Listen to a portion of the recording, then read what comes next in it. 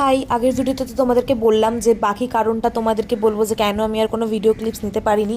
সেই কারণটা হচ্ছে এই যে আমার ফোনটা হাত থেকে পড়ে পুরো ক্যামেরার জায়গাটা যে কাঁচটা ওটা পুরো ভেঙে গেছে। এটা হচ্ছে রাত্রিবেলা 3:30 নাগাদ পুজোটা হয়ে যাওয়ার ঠিক পরেই। আর আমি তো তখন থেকেই কান্নাকাটি শুরু করে দিয়েছিলাম, কারণ এটা আমার ফোনটা খুব শখের, সবে 1 মাস হয়ে যায়, সেটা যদি এরকম হয়ে যায় কিনা মন মেজাজটা লাগে বলো। তো আমি ভিডিওটা আবার স্টার্ট করেছিলাম পরের দিন দুপুরবেলা থেকে। সকাল থেকে একদমই আমার মন মেজাজ ভালো ছিল না, কান্নাকাটি করছিলাম। এখনও মন মেজাজটা ভালো নেই, কিন্তু ভাবলাম একটা ভিডিও করে রাখি। এটা হচ্ছে আমার মামার বাড়ির অর্ধেক ফ্যামিলি, মানে এখানে বলতে পারো 50% ফ্যামিলি আছে। আর এখানে খাওয়া দাওয়া চলছে, সেই দুপুরবেলা গিয়ে ক্যামেরা অন করেছি আমি। আজকে দুপুরবেলার মেনুটা কিন্তু একদম দারুণ ছিল। ভাত, ডাল, পোস্ত আলু ভাজা, পুঁই শাকের চচ্চড়ি মাছের মাথা দিয়ে, তারপরে কাতলা মাছের ঝাল, মাটন কষা আর চাটনি, পাঁপড়, মিষ্টি। কিন্তু এত কিছু মেনুর মধ্যে আমি তো খেয়েছিলাম এই মাটন স্যুপ আর ভাত, আর একটুখানি মাছ ভাজাও টেস্ট করেছিলাম।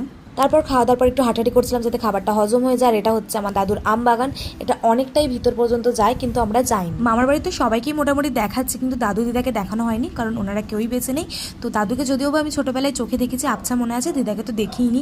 আর এখানে আমি বলছিলাম যে তোমরা একটুখানি আশীর্বাদ করো যাতে তোমাদের আশীর্বাদে আমি তোমাদের মতো একটু হলেও প্রপার্টি করতে পারি। এই যে আমার পিছনে টালির বাড়িগুলো দেখছো, এগুলো না আমাদের কাছে একটা ইমোশন। মানে আগে মামার বাড়ি যাবো মানে একটা লম্বা বারান্দায় বসে সবাই মিলে একসাথে খাওয়া দাওয়া হতো, এই যে বড় উঠোনে সবাই মিলে খেলা ধুলো, কত যে মজা হতো।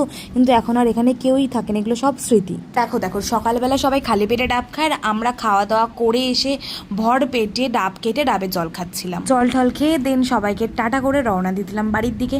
অ্যাকচুয়ালি এত বড় হয়ে গেছি, কিন্তু এখনও যেন মামার বাড়ি থেকে বাড়ি ফিরতে মন চায় না, কিন্তু এখন কাজের চাপ, পরিস্থিতি সব কিছুর জন্যই হার মেনে নিয়ে বাড়ির দিকে তো যেতেই হবে। তোমরা কারা আমার মতো এখনও মামার বাড়ি যেতে ভালোবাসো কমেন্টে জানিয়ে দাও, আর ভিডিওটাতে একটা লাইক করে দাও। দেখা হচ্ছে পরের ভিডিওতে, ততক্ষণের জন্য টাটা।